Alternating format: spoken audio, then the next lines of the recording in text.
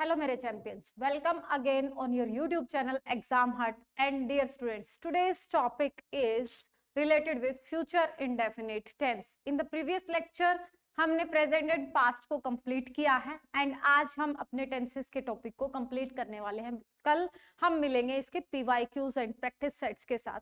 देखिए dear students, जब भी हम बात करते हैं किसकी future indefinite की, and according to the previous lectures that I have told you many times, मैं बहुत बार आपको बता चुकी हूँ कि फ्यूचर टेंस जो है वो आपके एग्जाम के पॉइंट ऑफ व्यू से ज्यादा इंपॉर्टेंट नहीं है, बट जब हम बात करते हैं कि एक अच्छे लेवल का अगर एग्जाम आ जाए तो वहां पर यहां से क्वेश्चन आ सकते हैं, इसलिए मैं वो पॉइंट्स बताऊंगी जो आपने फ्यूचर में कभी सुने नहीं होंगे कि फ्यूचर टेंस में ये रूल्स भी आ सकते हैं. देखिए अभी हम बात करते हैं बेटा यहाँ पर बेसिक पॉइंट्स की. सबसे पहले जब हम बात करते हैं स्ट्रक्चर की इसकी, तो स्ट्रक्चर में हमारे पास जब एफर्मेटिव सेंटेंस होगा तो एफर्मेटिव सेंटेंस में हम यूज करते हैं किसको? Subject, will, shell plus V1 plus object. In the negative sentence subject, will, shall, not plus V1 plus object, and in the interrogative sentence put the will and shall before the subject, then put the subject. Here we write down the V1 and again we complete it with the question mark. Clear? This is the structure of basic structure of future indefinite according to me. ये सभी जानते हैं, ठीक है. अब यहां पर जो नहीं जानते वो पॉइंट क्या है कि भाई हमारी वीडियो देखने का बेनिफिट क्या है कि difference between will and shall, क्या चीज आपको बता रहे हैं. देखो भाई, आप विल लगाए कि शेल लगाए? आप हैज हैव लगा रहे थे, वोज वर लगा रहे थे, इज आर में जो डिफरेंशिएशन कर रहे थे वो आ रहा था हमारे पास सिंगुलर एंड प्लूरल का. अब will shall singular and plural का तो डिफरेंशिएशन रखेगा नहीं, तो क्या डिफरेंशिएशन रखेगा?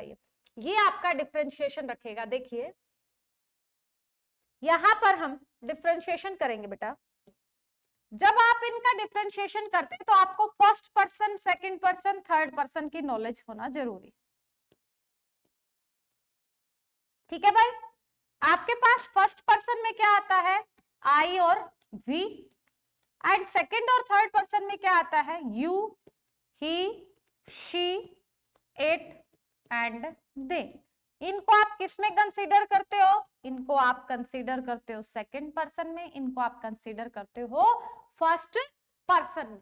तो ये कह रहे हैं कि जब आपके पास किसकी बात होगी? When you talk about simple future, then first person always use shall and as well as in interrogative sentence also. Interrogative में भी आपका फर्स्ट पर्सन क्या लेगा? shall लेगा, ठीक है भाई.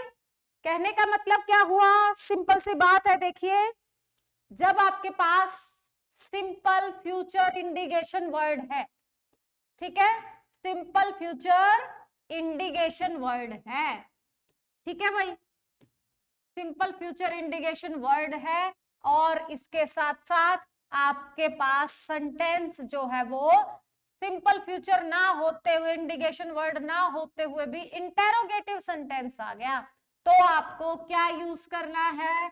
आपको यूज करना है फर्स्ट पर्सन के साथ शैल को एंड सेकंड और थर्ड पर्सन के साथ विल को, ठीक है.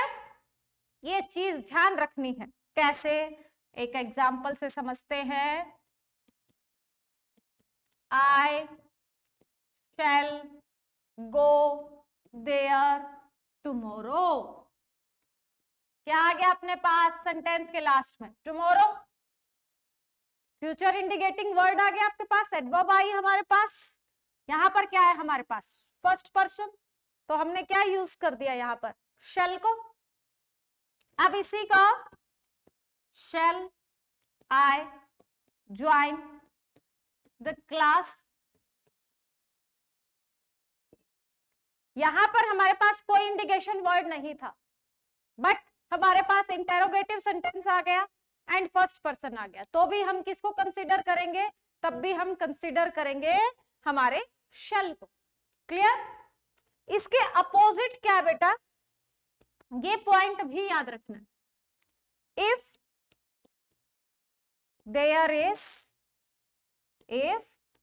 Is no indication word of future, no future indication word,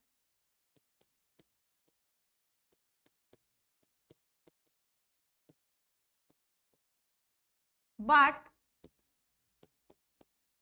the sentence shows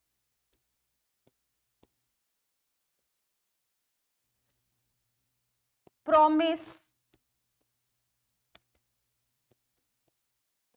threat, command, order, request, etc. We use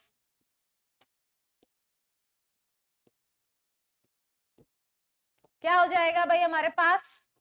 हमारा जो फर्स्ट पर्सन है वो क्या ले लेगा आपका? वो ले लेगा विल, एंड आपका जो सेकंड और थर्ड पर्सन है वो क्या ले लेगा आपके यहाँ पर? वो यूज कर लेगा शेल को। समझ में आ गई बात? एक सिंपल सी कहानी है। अगर सेंटेंस के लास्ट में टुमारो आ गया, नेक्स्ट मंथ आ गया, नेक्स्ट ईयर आ गया, तो आपको आई और वी के साथ शेल को यूज करना है। आई और वी को छोड़कर कुछ भी आता है तो विल को यूज करना। ठीक है? अगर सेंटेंस के लास्ट में आपको क्या नहीं दे रखा, आपको tomorrow, next month, next year ऐसा कुछ नहीं दे रखा, तो आपका फर्स्ट पर्सन क्या ले लेगा? विल ले लेगा, और फर्स्ट पर्सन को छोड़कर जितने भी बचे वो क्या ले लेंगे? शेल ले लेंगे। इतनी सी कहानी है, बस सिंपल सी कहानी है। ध्यान रखना है कि वो फ्यूचर इंडिकेशन है या नहीं है, बस। अब इसमें नेक्स्ट पॉइंट जो हमें पढ़ना है वो क्या है कि हमें इसे यूज कहां करना है। कि विल और शेल का डिफरेंशिएशन तो समझ आ गया। यहां पर भी बहुत सारे स्टूडेंट्स जो हैं वो गलती कर जाते हैं कि इसको कैसे करें हम। ठीक है? तो यहां पर बेटा जो हमारे पास बेसिक आता है, जो सबसे पहला रूल आया हमारे पास, वो तो क्या हो गया कि जो भी आपका फ्यूचर इंडिकेशन हमारे पास क्या है? सेंटेंस है, वहां पर when the action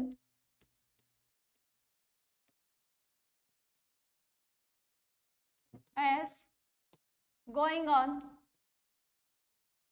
in future,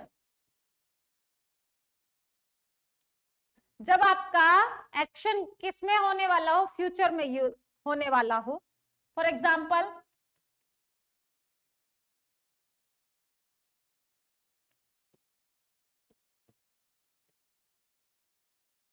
they will going to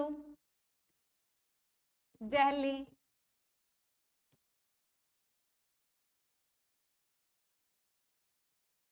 next month। Clear? तो यहां हमारे पास क्या हुआ? नेक्स्ट मंथ आ गया। फ्यूचर में कोई एक्शन होने वाला है, उसके लिए हम क्या यूज करेंगे? फ्यूचर इंडेफिनेट टेंस को यूज करेंगे। क्या आया बेटा इसमें? गा, गे, गी। पहचान क्या होगी आपकी? गा, गे, गी। क्लियर? अब यहां पर जो इंपॉर्टेंट रूल, ये तो हो गया बिल्कुल बेसिक पॉइंट। फिर आता बेटा हमारे पास if we have two clauses. क्या हो? We have two clauses. ठीक है? Subordinate clause and if our subordinate clause is in present indefinite, अगर हमारे पास क्या है भाई, सबऑर्डिनेट क्लॉज है, वो प्रेजेंट इंडेफिनेट में है, तो हमारा प्रिंसिपल क्लॉज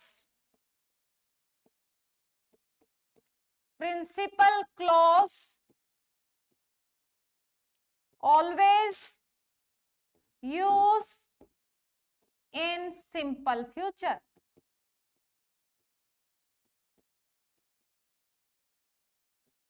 ठीक है, समझ आया? कैसे, देखो ये कह रहे हैं आपके पास एक क्लोज है, उस क्लोज के दो पार्ट हो गए, जिसे हमने हमारी क्लास में किया भी है, जिसको आप बोलते बेटा कंडीशनल सेंटेंस। क्या बोल रहे हैं? कंडीशनल सेंटेंसेस बोलते हैं आप। ठीक है, उसे हम क्लोज बोल रहे हैं। यहां पर क्या कहते हैं वो, कि अगर इधर आपके पास इफ प्लस V1 है, तो इधर आपको क्या यूज करना है? इधर आपको यूज करना है विल शैल प्लस V1 को। आई बात समझ में?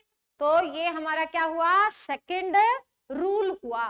फर्स्ट रूल में हमने क्या किया? फर्स्ट रूल में हमने किया कि वो हमारा फ्यूचर गोइंग जो हमारे पास एडवर्ब है, उसको देखकर हम क्या यूज करेंगे? सिंपल फ्यूचर टेंस यूज करेंगे, विल और शैल।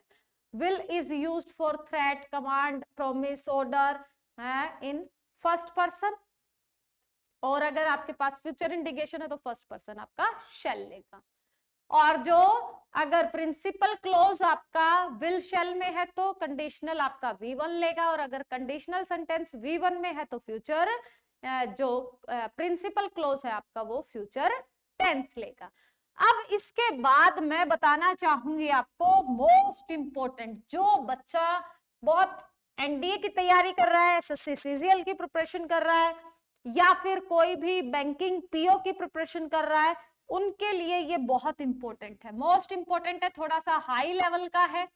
ठीक है, ये उन्हीं स्टूडेंट के लिए जो थोड़ा हाई लेवल का एग्जाम दे रहे हैं, जिनका बेसिक वीक है, वो इस रूल को अवॉइड कर सकता है। ठीक है, अब ये क्या कहता है बेटा कि हमारे पास क्या विल शैल के अलावा भी कुछ ऐसी वर्ब है जो सिंपल फ्यूचर टेंस को डिफाइन करती है, जिनका मतलब गा गे गी की सेंस में आता है। कौन कौन सी अपने पास? Has, have. अब ये कहे हैज हैव कहां से आ गए? रुक जाओ, शांति रखो। Is, am, are. ठीक है, जब आपके पास क्या होती है? हैज हैव और इज, एम, आर, और इनके बाद क्या आ जाता है आपके पास? यहां पर आपके पास टू इन्फिनेटिव आ जाता है। टू इन्फिनेटिव का मतलब 2 प्लस V1। तभी कहा आपको कि एग्जाम हट आपको हमेशा एडवांस लेवल की तरफ लेकर जाएगा, आपकी नॉलेज को एक्सप्लोर ही करेगा वो। ठीक है, अब यहां पर बेटा क्या है, देखो यहां अगर मैं एग्जाम्पल लिख दूं, आई have to pay the fee, translate करके बताओ भाई, शाबाश, जल्दी सी कमेंट बॉक्स में क्विकली। इज इट राइट और रॉन्ग? इसको फ्यूचर में कैसे कहा जा सकता है? जल्दी से बताइएगा मेरे डियर स्टूडेंट्स। हाँ जी, क्योंकि आप जो है ऑलरेडी जीनियस है।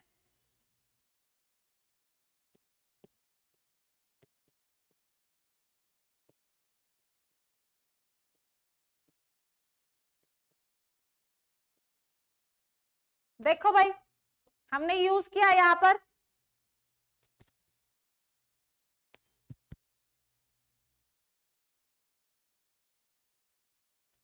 देखो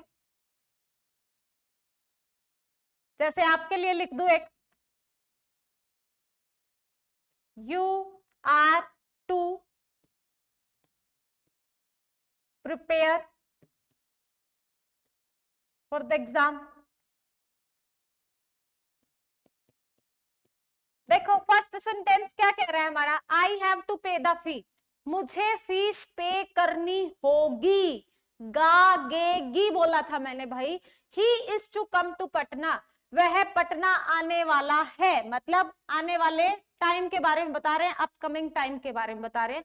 you are to prepare for the exam, तो वहां पर आपको एग्जाम की तैयारी करनी होगी, ठीक है, और तुम एग्जाम की तैयारी करने वाले हो, ठीक है। तो यहां पर क्या कहते हैं, हैव, हैज, हैव और is am are was verb आपके क्या है बेटा, मेन वर्ब है, हेल्पिंग वर्ब नहीं है। जब ये मेन वर्ब में आते हैं और इनके बाद टू इन्फिनेटिव आ जाता है तो उसे हम किस में कंसीडर करते हैं, उसे हम कंसीडर करते हैं सिंपल फ्यूचर टेंस में। वैसे तो देखें तो ये V1 को कैरे किए हुए हैं, लेकिन V1 को अगर ये कैरे करके अगर हम इनको प्रेजेंट इंडेफिनेट में रखते तो प्रेजेंट इंडेफिनेट का मतलब क्या हो जाता है आपका, कि वो स्टैटिक सिचुएशन को, डेली रूटीन को, हैबिचुअल एक्शन को रिप्रेजेंट करता है। और ये जो वर्ब है यहाँ पर V1 प्लस टू इन्फिनेटिव लेकर हमारे सिंपल फ्यूचर को, मतलब हमारे अपकमिंग इवेंट को बता रही है। अब देखो इसी में जो है इजेमार के साथ आप क्या कर सकते हो, आप सच में बताना भाई कितने स्टूडेंट्स को ये रूल पता था, जल्दी से कमेंट बॉक्स में बताना कि कितनों को ये रूल पता था। मैं यहाँ पर जो है according to me may be मैं रॉन्ग हो सकती हूँ, बट मेरे अकॉर्डिंग ज्यादा स्टूडेंट्स को ये नहीं पता होगा। मैं एक्यूरेट डाटा तो नहीं दूंगी, लेकिन यहाँ पर ये रूल जो है वो सिर्फ उन्हीं स्टूडेंट्स को पता होगा जिन्होंने टेंसेस को बहुत डीपली पढ़ा है। अदरवाइज आई थिंक कि ये रूल जो है वो आपने नहीं पढ़ा होगा।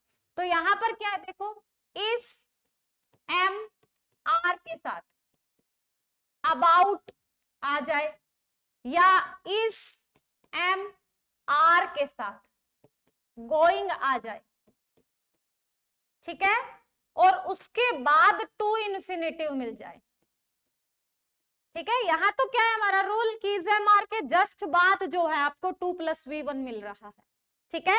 लेकिन इनके बाद अगर आपको क्या आ जाए, अबाउट या गोइंग आ जाए, तो भी उसके बाद अगर 2 + V1 मिलता है तो वहां पर भी हम क्या यूज करेंगे, वहां पर भी हम उसे फ्यूचर में ही कंसीडर करेंगे। कैसे, देखिए जिस तरह he is about to die,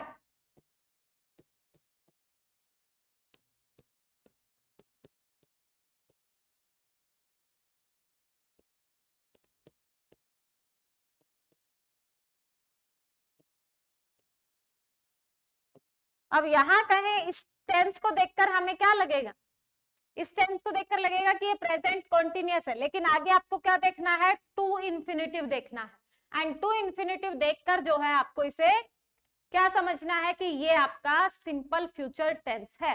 तो बेटा पजल होने की कोई बात नहीं है, एक ही चीज है हमारे पास यहाँ पर, विल शेल का डिफरेंशिएशन, और यहाँ पर जो दूसरा पॉइंट है वो है हमारे पास प्रिंसिपल क्लोज और सबऑर्डिनेट क्लोज। अगर आपका एक तरफ V1 की वर्ब की फॉर्म आई है तो दूसरी तरफ आपको विल शेल कैन में लगाना है, प्लस V1 लगाना है। अब कहां पर आपको विल लगाना, कहां शेल लगाना, ये मैं बता चुकी हूं आपको। दूसरा थर्ड जो रूल बताया हमने, ये सिर्फ वही स्टूडेंट्स याद करें जिनको कोई हाई लेवल का एग्जाम देना है। क्या है आपके पास, हैज हैव है, इज एम आर है, तो वहां उसके बाद अगर आपको टू इन्फिनेटिव मिलता है तो वो हम फ्यूचर इंडेफिनेट में कंसीडर करेंगे। इज एम आर के साथ आपको क्या मिल सकता है, इज एम आर के जस्ट बाद जो है टू इन्फिनेटिव ना मिलकर गोइंग या अबाउट भी मिल सकता है। उसके बाद भी आप क्या कंसीडर करेंगे, V1 को ही कंसीडर करेंगे। तो ये फ्यूचर इंडेफिनेट टेंस है। 3 रूल हैं और ये रूल मोस्ट इंपॉर्टेंट है, इसको जरूर बताएंगे कि how many students already known about it, कितने स्टूडेंट्स जो हैं वो इसके बारे में जानते थे। Please write down in the comment box quickly, fast, and if you like the content, like and share the videos quickly. The next point is, अब हम बेटा पढ़ेंगे किसके बारे में भाई, आपका फ्यूचर कॉन्टिन्यूअस टेंस। क्या पढ़ेंगे? फ्यूचर कॉन्टिन्यूअस टेंस पढ़ेंगे। अब फ्यूचर कॉन्टिन्यूअस टेंस जो है आपका, वो क्या स्ट्रक्चर कैरी करता है आपका? एक ही चीज, क्या? Will, shall, be plus ING, ठीक है, यही कैरी करेगा। एफर्मेटिव होगा तो will shall be plus ING, negative होगा तो will not shall not be plus ING, ठीक है। क्या यूज करेंगे? विल शैल, बी के साथ बाद नोट नहीं लगाना, बी से पहले।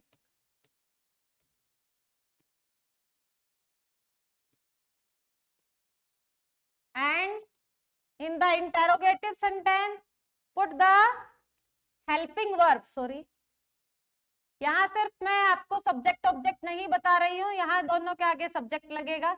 यहां आप क्या कर दो? Will shall subject be V1 plus ING then put the object. यहां आप ऑब्जेक्ट, ये तो सेम ही रहेगा, ऑब्जेक्ट सब्जेक्ट तो इनसे पहले ही लगते हैं, हमें पता ही है, ठीक है। ये हमारा क्या है भाई? स्ट्रक्चर है किसका? फ्यूचर कॉन्टिन्यूअस टेंस का। तो बेटा फ्यूचर कॉन्टिन्यूअस टेंस भी जो है वो आपके एग्जाम के पॉइंट ऑफ व्यू से हम कहें कि एक एक्स्ट्रा पॉइंट यहां पर मैं आपको बताऊंगी, जो आपके एग्जाम के पॉइंट ऑफ व्यू से फ्यूचर का जो मैंने बताया कि क्यों नहीं आते हैं यहां से क्वेश्चन, उसकी इंपॉर्टेंस को कम करता है, ठीक है। देखिए कहां पर इसे हम यूज करेंगे। एक बेटा, एक रूल जो है सिर्फ इसका, वो है आपका फिक्स्ड प्लान ऑफ फ्यूचर। आपने ऑलरेडी फ्यूचर का कोई एक्शन प्लान बना रखा है और वो प्लान ऑलरेडी फिक्स है, तो वहां के लिए हम क्या यूज करेंगे? फ्यूचर कॉन्टिन्यूअस टेंस को कंसीडर करेंगे। और फ्यूचर कॉन्टिन्यूअस टेंस में हमारे पास कौन सी वर्ब होंगी? देखिए फॉर एग्जाम्पल,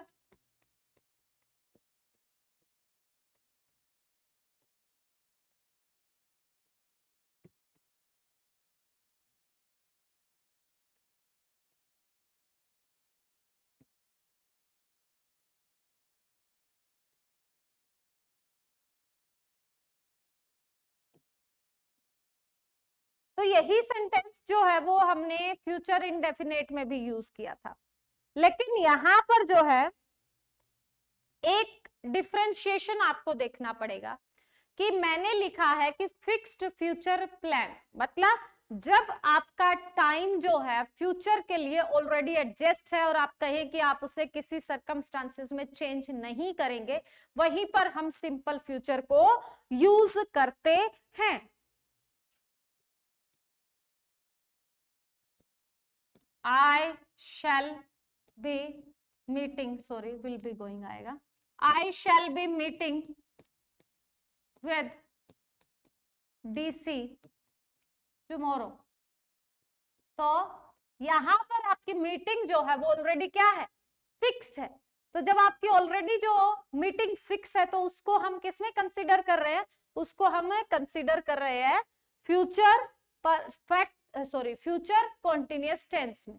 अब मैंने कहा कि इसकी इंपॉर्टेंस किस तरह से कम हुई। देखो बेटा, अभी हमने कहा कि प्रेजेंट इंडेफिनिट, ये जो पॉइंट किया मैंने कहा यहाँ पर ये क्या आ गए? Has, have, is, am, are, going to. तो ये पॉइंट, ये वर्ड्स जो है वो किस में कंसीडर हो गए? हमारे प्रेजेंट में कंसीडर हो गए। और ये जो पॉइंट है आपका फ्यूचर वाला, इसको हम जो है वो किस में ट्रांसफर कर सकते हैं?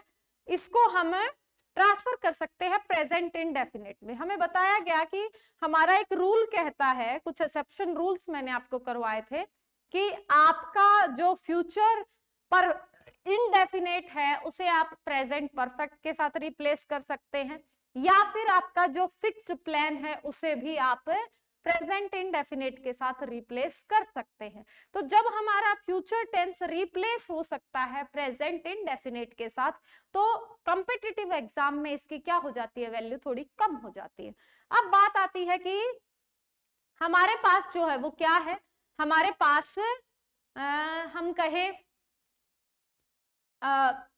इसका इंडिविजुअल, जब प्रिंसिपल क्लोज आता है तो वहां पर इसका इंडिविजुअल रोल आता है, बट वहां पर भी हमारे पास ऑप्शन में कैन एंड मे होते हैं, लेकिन वहां पर इसका रोल ज्यादा रहता है, बट वो डिपेंडेंसी के ऊपर डिपेंड करता है। वहां पर भी हम कह देते हैं कि कई जगह जो है इसको रिप्लेस किया जा सकता है, तो इसीलिए इसका रूल जो है वो बहुत लिमिटेड है एंड ये ज्यादा हमारे एग्जाम में नहीं पूछा जाता है, क्योंकि इसके रूल जो है वो बिल्कुल बेसिक होने के कारण, और इसलिए एग्जामिनर जो है इसे अवॉइड करते हैं कि यहाँ से क्वेश्चन जो है वो बन नहीं सकते, या बनाएंगे तो उसका हमारे पास ऑप्शन है कि फ्यूचर को जो है हम प्रेजेंट में ट्रांसफर कर सकते हैं, तो बच्चा अगर वो यूज करेगा तो वहां पर बच्चे के क्वेश्चन को गलत नहीं किया जा सकता। ठीक है, तो इसलिए इसकी वैल्यू जो है वो थोड़ी सी कम हो जाती है। तो डियर स्टूडेंट, कल जो है वो हम करेंगे अपनी कौन सी, अपनी क्लास को करेंगे future perfect and future perfect continuous के साथ। ये मिनिमम आपका 10 से 15 मिनट का होगा, और फ्यूचर परफेक्ट कॉन्टिन्यूअस के बाद future perfect continuous, past perfect continuous, present perfect continuous के तीनों डिफरेंसेस एंड पीवाईक्यूज सीरीज में लेकर आऊंगी। तो आज जो हमने किया बेटा, उसमें आपको ये रूल बिल्कुल भूलना नहीं है, एंड ये जो रूल है ये बिल्कुल भी भूलना नहीं है। जो भी स्टूडेंट टेंस से किसी भी तरह का कोई भी क्वेश्चन गलत नहीं करना चाहते, होप कि आपको वीडियोस पसंद आ रही होंगी। अगर आपको किसी भी तरह का सजेशन देना है, अगर आपको लगता है कि यहाँ कुछ इम्प्रूवमेंट होना चाहिए, कुछ अमेंडमेंट होना चाहिए, और if you want any other topic, अगर आप कोई दूसरा टॉपिक चाहते हैं कि जो जिस टॉपिक पर वीडियो आपको पहुंचाई जाए, तो write down in the comment box, and if you have no any suggestion and you like us so much, then you please like and share and subscribe the channel. Exam Hut logo is success nothing less, और आपकी knowledge को explore करना ही हमारा मोटो है।